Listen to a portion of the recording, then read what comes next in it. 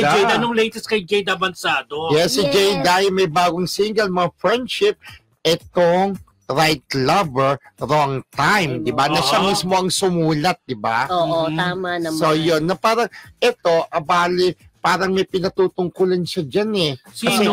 Yun nga, parang isang lalaki. Na dumating daw sa buhay niya. Tapos, pinarana sa kanya yung sarap ng pagmamahal. Ay, bongga. Yung may nagke-care sa'yo, yung may nag-aalaga sa'yo, yung talagang feeling in love, parang ganon. Pero all of a sudden, biglang nawala. Parang naging toga. Totga na. Kaya naman si Jada ay binabansagan ngayon na pambansang sad girl. Kawawa naman. The one that got away. Pero mga friendship, kung naalala nyo, dating naliling itong si Jada kay Aljon Mendoza, di ba? Gumawa sila dati. Buta ang bilis ko, di ba?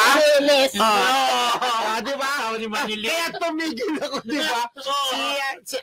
Si Aljon Mendoza, di ba?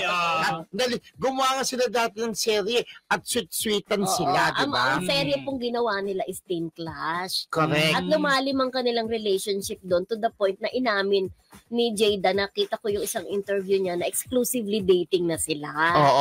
Di ba? Pero anong nangyari? Parang nangyari?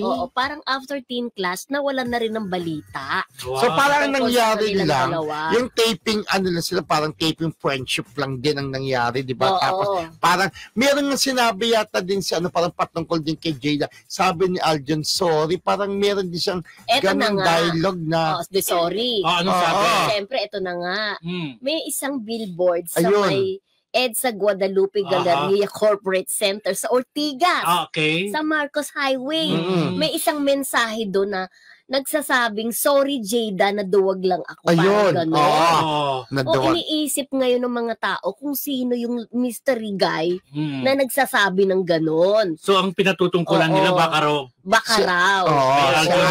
Pero kahit anong pilit, hindi pinapangalanan ng singer-actress ang nasabing guy. Diba?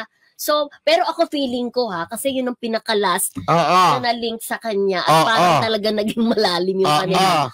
Ayan ka na naman. Hindi totoo. Relationship. So, doon daw na-inspire si Jada na isulat nga itong kantang Right Lover, Wrong Time.